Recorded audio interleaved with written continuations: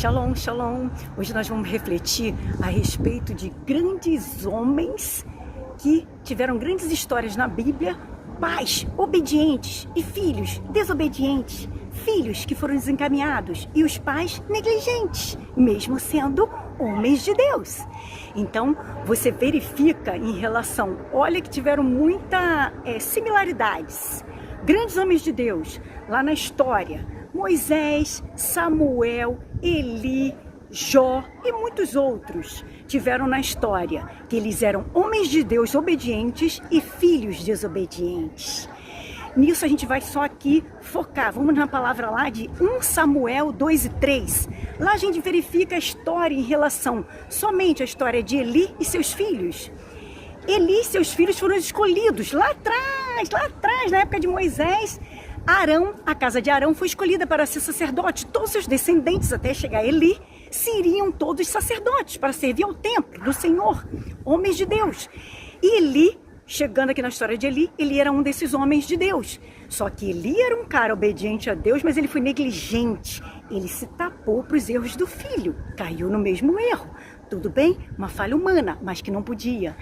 Ele e seus filhos, nisso, os filhos dele eram corruptos, depravaram o templo do Senhor.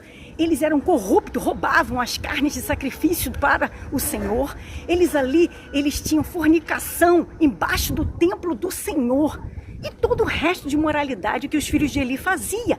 E Eli, um grande sacerdote de Deus, ele tapava os olhos e não corrigia, exortava a sua casa, seus filhos. Então, você vê em muitas outras histórias. Jó, ele perdeu os 10 filhos de uma vez só. Por quê? Jó sacrificava, fazia sacrifícios no monte pelos seus filhos, mas os filhos não eram convertidos, não serviam Deus de Israel. O que a gente verifica na história é Moisés, grande libertador do povo de Deus.